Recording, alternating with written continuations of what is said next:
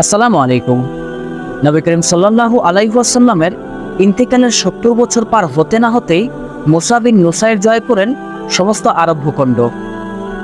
এরপর মুহাম্মদ বিন কাসেম জয় করেন সিন্ধু তথা ভারত ভূখণ্ড। হুতাইবা ইবনে মুসলিম জয় করেন এশিয়া মহাদেশের বেশ বড় একটি অংশ। আরব, এশিয়া, আফ্রিকা ও ইউরোপের স্পেন পর্যন্ত পৌঁছে যায় মুসলমানদের এই বিশাল বাহিনী। উমাইয়া শাসকদের সেনাপতি তারিক বিন জিয়াদ পালতোলা জাহাজে করে ভূমধ্য সাগরের মধ্য দিয়ে পৌঁছে গেলেন স্পেনের সমুদ্র তীরে, যেটাকে তারা জিব্রাল্টার বলে। মুসলিম ইতিহাসে যেটার নাম জাবাল আল তারেক। স্পেনের এই তটরেখায় পৌঁছানোর পর তারিক বিন জিয়াদ তার সঙ্গী সাথীদের বললেন জাহাজগুলোকে টেনে তীরে তোলার জন্য।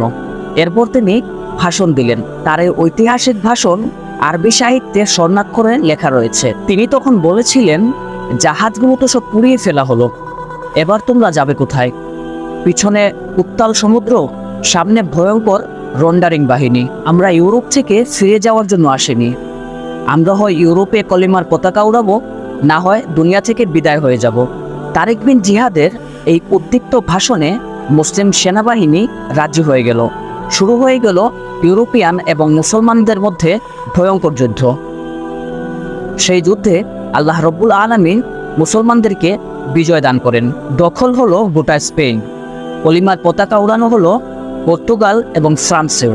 গোটা ইউরোপে মুসলমানরা কলিমার পতাকা উন্মোচন করতে সক্ষম হয়ে গেল। এই ছিল আমাদের ইউরোপ জয়ের গৌরবময় ইতিহাস।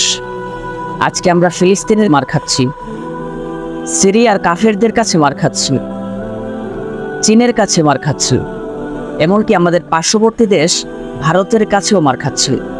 এর কারণ কি জানেন? এর কারণ হচ্ছে আমাদের ইমানি জজবাটা আগের মতো নেই।